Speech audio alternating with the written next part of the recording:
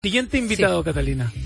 Nuestro siguiente invitado nos viene a hablar de un tema súper interesante, que son los signos republicanos. Hemos visto, la llamada por teléfono, ¿no es cierto?, del presidente Piñera al presidente electo, la invitación a la gira, que fue descartada por el presidente electo, y otros símbolos que quizás nosotros hemos pasado desapercibidos, pero la visita a la moneda incluyó también una especie como de tour guiado por el propio mandatario saliente. En fin, queremos hablar sobre esto y más junto a Patricio Bernedo. Él es historiador y decano de la Facultad de Historia, Geografía y Ciencia Política de la Universidad Católica. ¿Cómo está, profesor? Muy buenos días. Muy buenos días, Catalina. Muy buenos días, Diego. Un gusto poder conversar con ustedes. Muchísimas gracias por acompañarnos. ¿La gente aprecia estos signos republicanos, estos gestos, profesor? Definitivamente sí. O sea, siempre van a haber grupos pequeños, me atrevería a decir, que no van a estar de acuerdo en una y en otra dirección con estos gestos, pero finalmente estos gestos sirven para cerrar periodos complejos, como fue la larga campaña electoral que tuvimos con primera y segunda vuelta, una campaña tensa, a ratos bastante polarizada también, en donde no se guardaron calificativos en ninguna dirección, y ese tipo de gestos sirven para apaciguar, para pacificar en algunos casos, y también para cerrar ciclos, ¿no? Uh-huh. Entonces, estos gestos, estas tradiciones que lentamente se han ido instalando desde que recuperamos la democracia en Chile, sirven, entre otras cosas, para eso, o sea, una señal de unión también después de la batalla. De tranquilidad, Patricio, claro. Nosotros nos jactamos de que esto funciona ordenadamente. Uno ve en el vecindario, de hecho, elecciones que se demoran semanas, meses en conteo de votos, acusaciones de fraude. Esta referencia de alguna manera de destacar estos gestos republicanos, ¿cómo se ve dentro de la región, dentro del continente? ¿Es más o menos parecido o lo que pasa en Chile se diferencia con el resto? No, se diferencia muchísimo. Revisando la prensa de otros países, por ejemplo, no sé, un diario muy importante como el diario Clarín de Buenos Aires, ellos inmediatamente publicaron un artículo alabando estos encuentros, ¿no? Estos saludos, estas reuniones, los reconocimientos rápidos de la derrota y el triunfo, por lo tanto, del opositor. En fin, esto es algo raro, mirado desde otros países de nuestra región, y tampoco nos tenemos que olvidarnos que la misma elección en Estados Unidos, ¿no? Cuando sale derrotado Trump, hasta el día de hoy Donald Trump no reconoce el resultado de esa elección, donde sí triunfó Biden, como sabemos. Entonces, no son solamente cuestiones latinoamericanas, en donde obviamente esto predomina, sino que también países con superdemocracias, por así llamarlas, como Estados Unidos, en donde también se dan estos problemas. Así que, por lo tanto, nuestra transición de un gobierno a otro, los reconocimientos electorales que recién comentábamos, son muy admirados, me atrevería a decir, también en otros países. Perfecto. Profesor, estamos con Patricio Bernedo, historiador y decano de la Facultad de Historia, Geografía y Ciencia Política de la Católica. La invitación que extendió el presidente Piñera a la gira al presidente electo, ¿es un gesto también republicano? Esa pregunta es la que nos hemos estado haciendo mucho en estas últimas horas, ¿no? ¿O es un gesto político?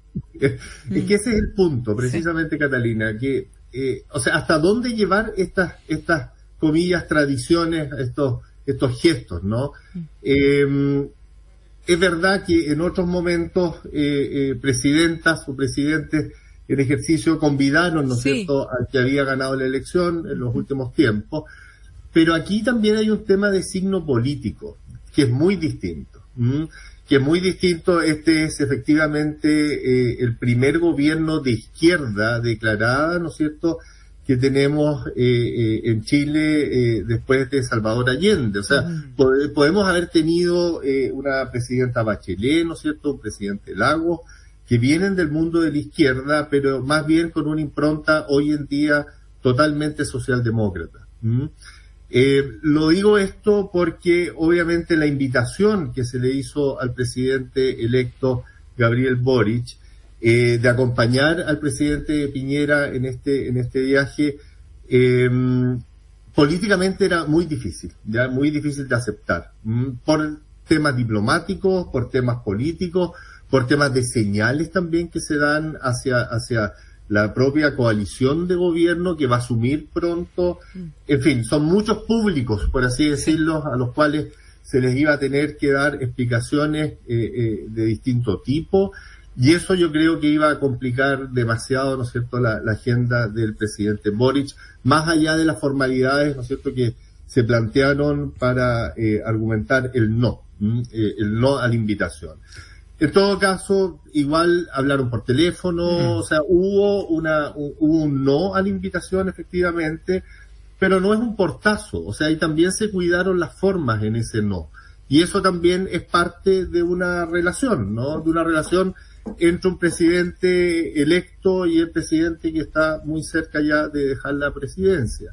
Entonces, no fue un acto de mala educación, sí fue un acto político. O sea, en política es normal que haya conflicto. La política es eso, ¿no es cierto? Y tiene que moverse en términos institucionales. Y yo creo que el presidente Boric, en todo su derecho, dijo que no estaba disponible para esa visita. Claro. Y yo le pondría el punto aparte a ese tema. Sin duda. Patricio Bernedo, estos gestos republicanos que de alguna manera transmiten tranquilidad, bajan un poquito los ánimos luego de la elección y todo lo que se vive en las semanas previas, y más aún cuando son elecciones tan polarizadas como esta última, no podemos dejar de desconocer que se sostienen en un soporte que es el sistema electoral chileno, que evidentemente es un lujo. Lo decía antes, el caso de Perú, donde se demoraron muchas semanas, en definitiva, en conocer los resultados. Acá en Chile, a la hora y fracción de cerrada la mesa, conocemos los resultados, y eso también permite, Patricio, que finalmente se produzcan estos gestos con la tranquilidad de que todo haya sido relativamente transparente. Exactamente, yo creo que ese, Diego, es un punto central también, o sea, en la medida en que toda la ciudadanía confiamos, ¿no es cierto?, en el servicio electoral, en el proceso electoral, en que no va a haber trampas, ¿no es cierto?, en que va a ser un proceso limpio. Obviamente eso ayuda y es la base para que este tipo de gestos tengan lugar. De otra manera, si no contáramos, ¿no es cierto?, con ese servicio, insisto, muy legitimado, el servicio electoral entre la ciudadanía, la historia sería muy distinta. O sea, esos gestos no podrían existir. Claro. Podemos decirlo de esa manera. Más allá, Patricio, que en algún minuto, desde ambas candidaturas, decían que cada voto en cada mesa podían cambiar la elección. Finalmente la diferencia fue tan abismante que no fue tema, por suerte, pero eso también, por suerte, no se instaló, porque de verdad es uno de los temas que van ligados al gesto republicano, que es el sistema electoral chileno. Exacto. Si hubiese sido una elección mucho más peleada, más reñida, voto a voto, claro, probablemente esos gestos habrían demorado más en llegar, en producirse, o bien estaríamos contando los votos nuevamente en algunas mesas. Claro.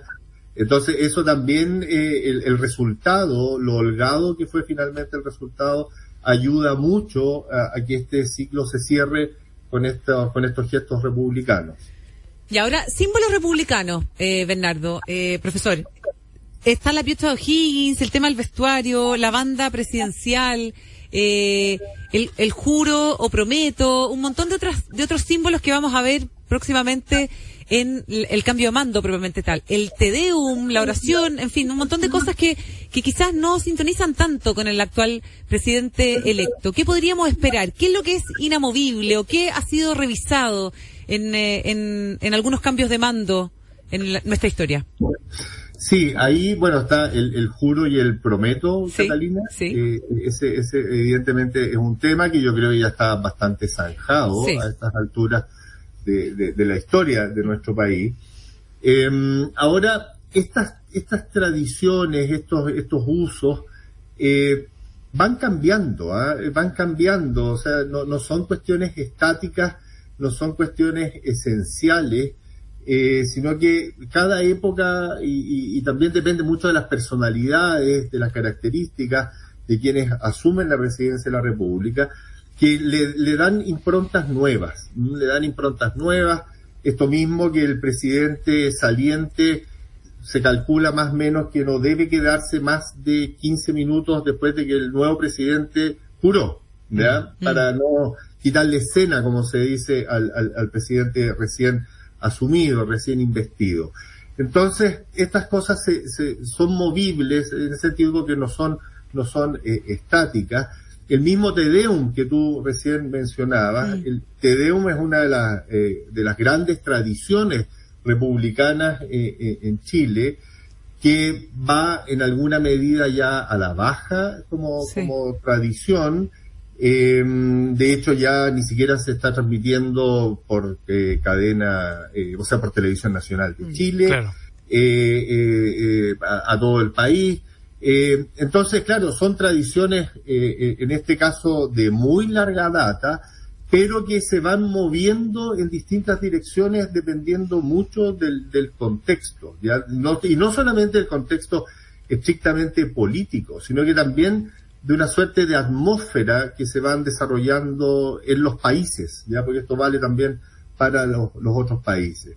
O sea, en ese sentido, las tradiciones específicas que pueden haber ahora para el 11 de marzo, para la transmisión del mando de presidente de la República, o bien otras tradiciones quizás mucho más arraigadas, como la del Te Deum que recién mencionábamos, son cuestiones que se van, en el mejor sentido de la palabra, se van inventando, se van a veces puliendo, se van perfeccionando de manera tal de crear una atmósfera de unión, ¿no es cierto?, entre los distintos ciudadanos y ciudadanas del país, pero que también pueden ir a veces a la baja, ¿no?, que pueden ir desapareciendo, irse desarraigando incluso, y en algún momento incluso también pueden desaparecer.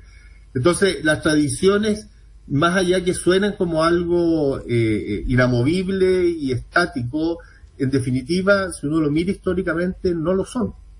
Al contrario, son esencialmente movibles, se transforman en ese sentido. Por eso la importancia de cuidarlo. Estamos conversando con Patricio Bernedo, historiador y decano de la Facultad de Historia, Geografía y Ciencia Política de la Universidad Católica. Ahora, estamos viviendo parte de la historia. Estamos hablando del presidente más joven en la historia de Chile. Estamos hablando de la mayor cantidad de participantes en una votación. Yo sé que es difícil porque ni siquiera ha asumido todavía el nuevo presidente, pero el lugar que va a ubicar, que va a tener en la historia Gabriel Boric por todas estas consideraciones que se están viviendo, Patricio.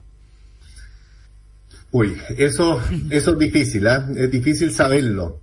A ver, yo siempre repito una frase que los historiadores la usamos mucho ante este tipo de preguntas, Diego, que, a ver, la posibilidad de equivocarse cuando uno trata de aventurar en el futuro, ¿no es cierto?, es altísima, ¿ya?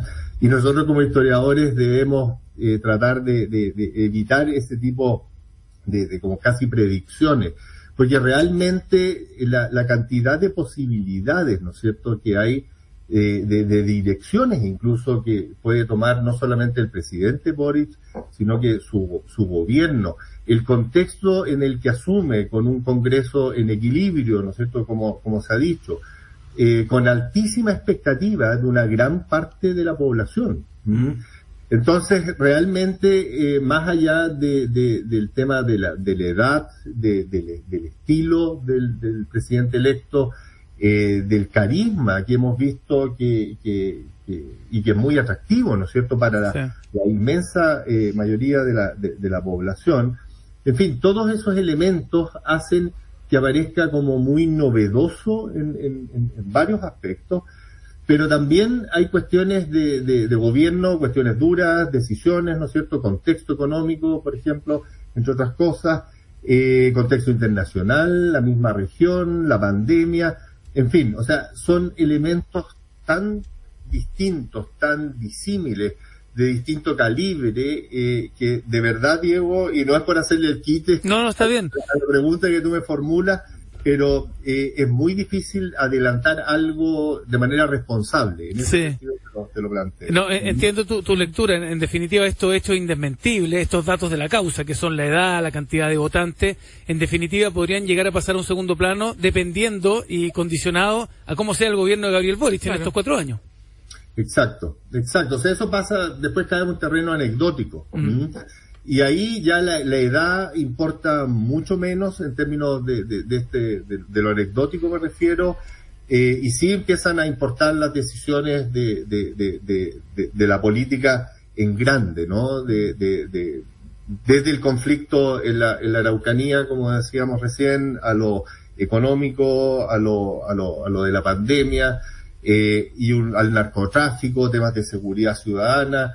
En fin, o sea, ahí vienen aspectos que son realmente centrales para toda la ciudadanía, y eso en el corto plazo, y expectativas, ¿no es cierto?, que hay que intentar cumplir, pero cumplir responsablemente. Sí. Y eso obviamente lleva a que esto vaya a ser un ejercicio político muy interesante y que esperamos, ¿no es cierto?, por el bien del país y de la ciudadanía, que la mayoría de las cosas que se han planteado y que se ven viables, ojalá resulten.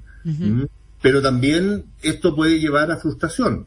Eso lo hemos vivido en distintos momentos en la historia de Chile, a que cuando no se cumple con lo que se prometió, entremos en un periodo de frustración política y frustración social que puede llegar a ser complejo, ¿ya? Ese momento. Bien. Ojalá que eso no sea así, pero tenemos una historia respecto de ese tema de cómo satisfacer las expectativas, insisto, pero de una manera responsable y sobre todo realista. Muy bien.